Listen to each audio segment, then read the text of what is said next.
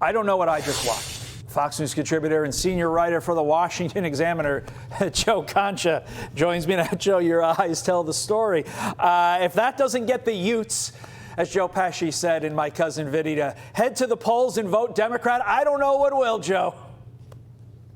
I have no words. I mean, I'm without speech right now, Todd. I mean, you watch that, and if you're any Gen Z or any human being that's sane and sober, how do you watch that and say, hey, that's the party that I trust now at this point? And, you know, we keep seeing this soul-searching attempts from the Democratic Party where they are insistent that the messaging is the problem, Todd, and not their way left-of-center policy positions and worldview in general. I mean, you can't spin, for example, the Inflation Reduction Act and voting for that, which every Democrat did, which only increased inflation under Joe Biden. You can't spin an open border policy that Democrats for 4 years were silent about and kept insisting that the border was safe and secure, or that Donald Trump's border wall was racist and medieval. You can't just, spin that and do a TikTok video over that. You can't spin supporting men competing against women in sports, or that an ID should not be needed when voting in an election. And that's just the tip of the iceberg. Until Democrats stop being beholden to the far left wing of the party and stop listening to advisors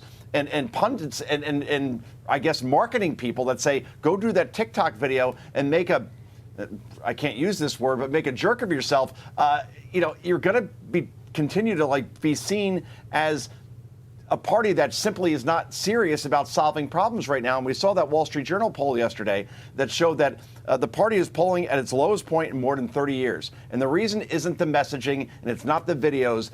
It's going to the far left off a cliff like Thelma and Louise at the end of that movie. And until they come back to the center and start acting like serious people, this stuff's not going to work. Joe, I believe the word you were searching for is about a donkey, which ironically is the symbol of the Democrat Party.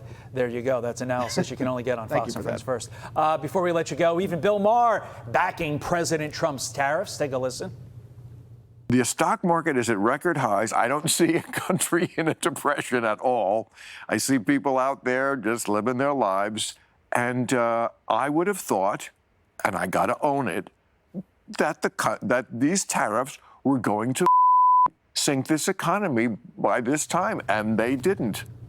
I mean, kudos to Bill for being honest and saying, look, I was wrong, but I don't go to Bill Maher for my economic advice in the first place. What about all those economists who said the world is going to collapse? Donald Trump instituting these tariffs is going to destroy America as we know it. And, Joe, the mainstream media that said, hey, have you heard these economists? They said everything's going to go downhill. When are we getting the mea culpa from them?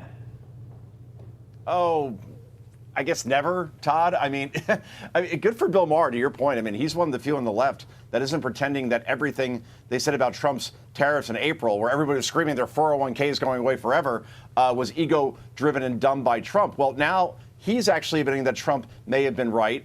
The bottom line is the stock market is up nearly, 7,000 points since that point in April when tariffs were enacted.